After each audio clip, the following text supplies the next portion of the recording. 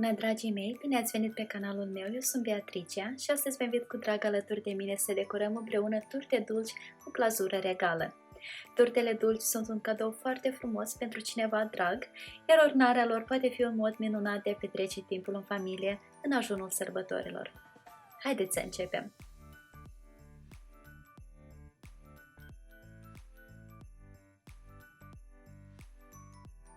Eu am pregătit deja biscuiții, rețeta luatului există deja la canal, voi plasa linkul în descriere.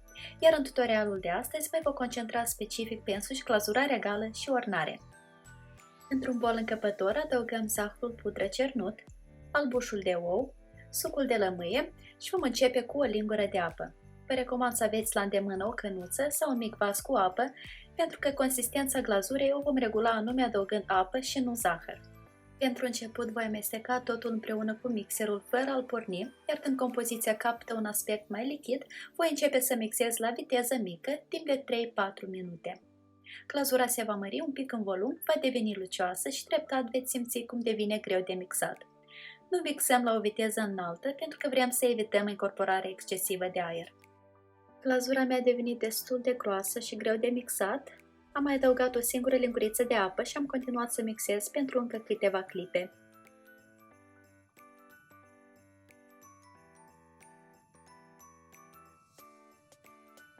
La această etapă nu mai avem nevoie de mixer, glazura este încă destul de groasă. Eu voi folosi 4 culori, deci am să împart glazura în 4 boluri. Dacă doriți să folosiți doar 2 sau 3 culori, atunci împărțiți glazura la numărul respectiv.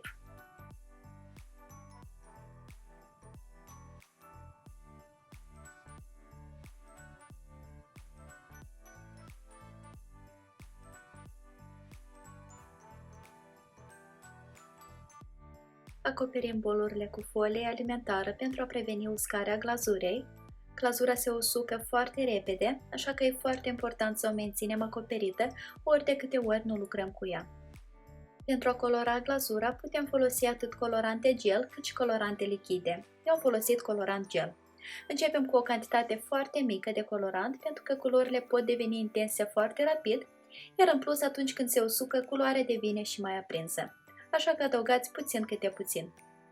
Pentru fiecare culoare pe care am ales-o, va trebui să împart glazura în 2 consistențe. Prima va fi atât pentru crearea conturului, cât și pentru desen, iar a doua consistență de care avem nevoie este mai lichidă pentru a umple conturul creat. Din acest motiv, începem mai întâi cu colorarea glazurei, întrucât colorantul poate influența consistența, mai ales dacă folosiți lichid în loc de gel. După care treptat vom adăuga câte o jumătate de linguriță de apă și vom amesteca cu spatula. Cantitatea de apă este întotdeauna variabilă și depinde de mai mulți factori, așa că va trebui să o adăugați strict după consistența dorită. Observați consistența potrivită pentru contur. Când ridicăm spatula, obținem niște vârfuri care se lasă în jos. Transferăm mai puțin de jumătate sau chiar doar o treime din glazură într-un coș de patiserie și vom continua să adăugăm câte puțină apă în glazura rămasă. Pentru a umple conturul avem nevoie de o consistență mult mai lichidă, iar o metodă simplă de a determina dacă este suficient de lichidă este să ridicăm spatula și dacă urma lăsată dispare în decurs de 5-6 secunde, atunci glazura este gata. Transferăm și această glazură într-un coș de patiserie și vom proceda exact la fel cu celelalte culori rămase.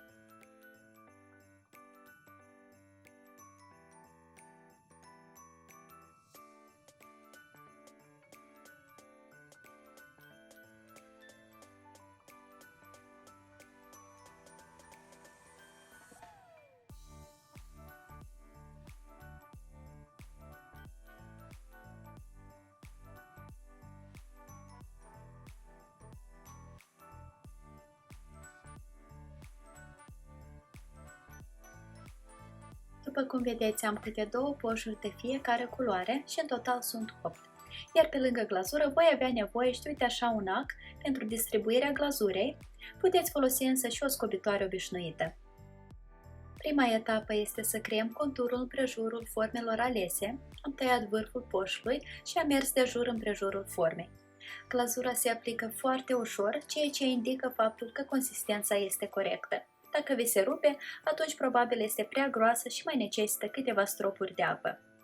Dacă avem mici scăpări, atunci le putem corecta cu ajutorul acului sau a unei scobitori, iar dacă nu sunteți deloc satisfăcuți cu conturul obținut, atunci îl puteți șterge atent cu o hârtie de bucătărie cât glazura este umedă.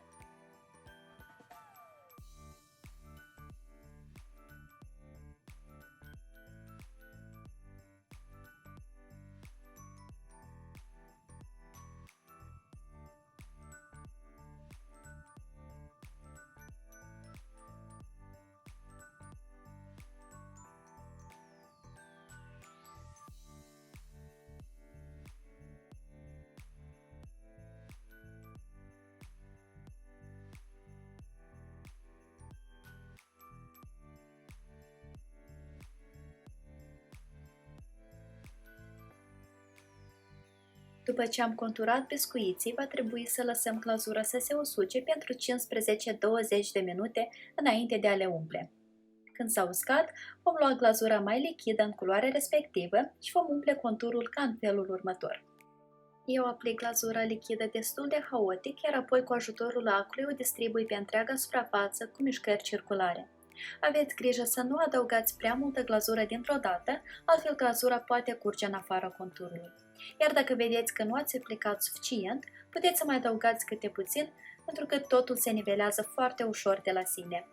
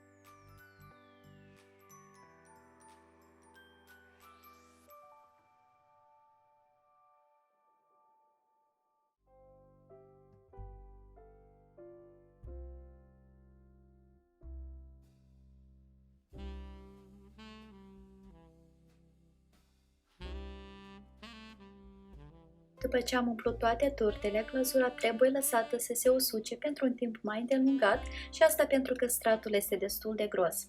Eu le-am lăsat pentru aproximativ 2 ore. Iar acum urmează, cred că, partea cea mai frumoasă din tot acest proces, și anume decorarea cu diverse forme sau desene. Iar aici, bineînțeles, nu există absolut nicio limită. Le puteți decora cât de simplu sau cât de complex sau elaborat doriți. Important este să savurați procesul și să vă bucurați de aceste momente.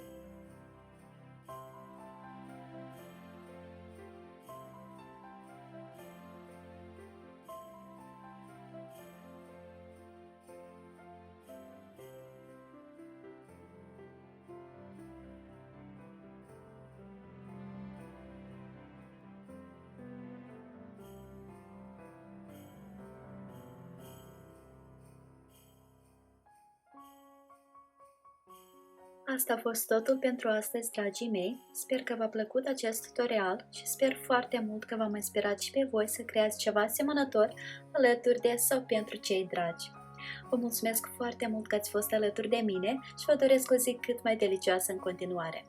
Poftă bună! Pa, pa!